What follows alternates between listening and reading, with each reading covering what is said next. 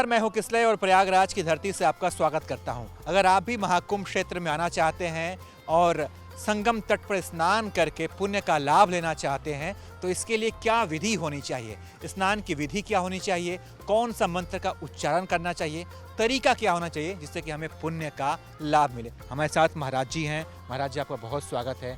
सबसे पहले बाबा जी, नाम क्या है आपका? मेरा नाम है योगी धर्मराज। महाराज जी, जो लोग यहाँ पर आते हैं नहाने के लिए, स्नान करते हैं, स्नान विधि क्या होनी चाहिए जिससे कि हमें इसका और पुण्य मिले महाकुंभ में स्नान करने का? देखिए, महाकुंभ 12 वर्ष के बाद आता है और 12 कुंभों के बाद जो है तो एक महाकुंभ होता है। तो महाकुंभ का आम जो स्नान है, गंगा का 1000 स्नान और महाकुंभ का एक स्नान, दोनों का महत्व बराबर ही होता है।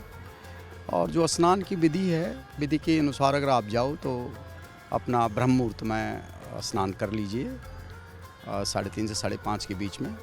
अपने पितरों को अंजलि दीजिए, जो भी आपके पितर हैं जिनको आप मानते हैं, ऋषियों को अंजलि दीजिए और सूर्य नारायण को अंजलि दीजिए और फिर उसके बाद अपना स्नान कीजिए। यही स्नान की एक मूल महत्व है। अगर कोई मंत्र का हम उच्चारण करना चाहें तो स्नान के दौरान कौन से मंत्र का? सबसे बड़े अपना गुरु मंत्र का उच्चारण कीजिए। गुरु मंत्र से ऊपर कोई मंत्र नहीं है। अपना गुरु मंत्र जो आपने दीक्षा ली है और अपना गुरु मंत्र का उच्चारण कीजिए और अपना स्नान में डुबकें, क्योंकि आप जब स्नान करने के लिए आएंगे तो नेचुरली है कि गुरु की कहीं ना कहीं कोई ना कोई वो तो आपके पास होगी कृपा। और गुरु मंत्र अगर नहीं है आपके पास तो आप अपना भगवान राम का स्मरण करके अपना स्नान कीजिए। हर हर गंगे का भी उच्चारण हम कर सकते हैं? हर हर गंगे तो है ही, तो हर हर गंगे तो पावन गंगा, हरित गंगा, ये तो है ही है। अच्छा बाबा जी, जैसे यहाँ पर जब जिस दिन शाही स्नान होगा तो बड़ी संख्या में लोग आएंगे और संगम तट पे शायद सबको नहाने का मौका ना मिल पाए, किसी कोई यहाँ नहा रहा हो, कोई यमुना किनारे नहा रहा हो, तो ऐसे में जो है क्या उसका भी उतना ही लाभ मिलेगा, संगम तट जितना ही लाभ मिलेगा? बिल्कुल बिल्कुल मिलेगा।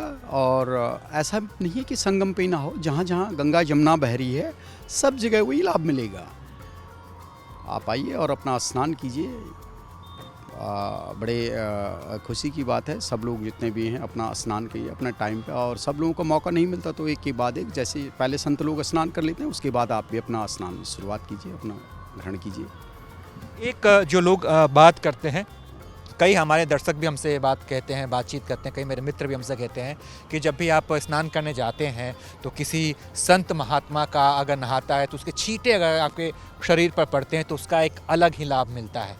बहुत सुंदर, बहुत सुंदर। हाँ बिल्कुल, अगर कोई सिद्ध संत महात्मा त्यागी तपस्वी कोई नहा रहे हैं और उनके छींटे अगर आप पे पड़ गए तो आपका कल्याण हो गया। ये परंपरा आदिकाल से चली हुई आई है और ये सत्यता है। स्नान करने के बाद कुछ लोग दान करने में विश्वास करते हैं, तो दान की सही विधि की मतलब एक छोटा छोटा गरीब भी आदमी कुछ उसका लाभ अर्जित कर सके, दान कर सके, उसके लिए क्या विधि होनी चाहिए? दान कैसे करें, किन्हें करें?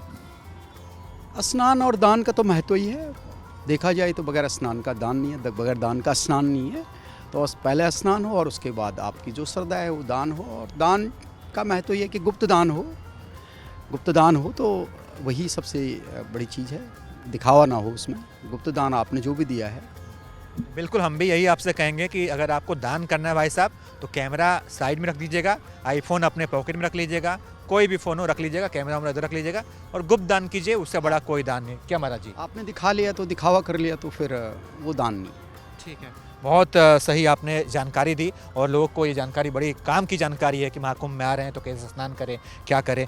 आखिरी सवाल मैं पूछना चाहूँगा, चूँकि मैं हर संतों से पूछ रहा हूँ, महाकुंभ में आकर कैसा लगा, कैसी व्यवस्था है यहाँ की? बहुत सुंदर भव्य कुंभ है, हरित कुंभ है, बहुत ही सुंदर।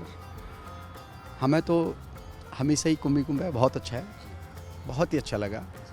आप सभी लोगों को, सभी दर्शकों को, जो लोग देखेंगे, सबको आह्वान है कि जीवन में ऐसा मौका कभी कभी मिलता है।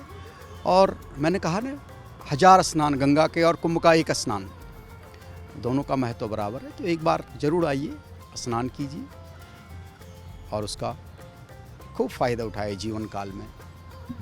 धर्मराज महाराज जी, बहुत बहुत धन्यवाद जानकारी के लिए। तो भाई साहब, आप भी जो है पुण्य महाकुंभ चलें, पुण्य फलें, महाकुंभ आइए और पुण्य की प्राप्ति कीजिए। और ये वीडियो कैसा लगा, ये जानकारी भरा वीडियो, इसके बारे में भी बताइए। और आप देखते रहिए एबीपी लाइव, क्योंकि महाकुंभ को लेकर एबीपी लाइव की महा कवरेज जारी है।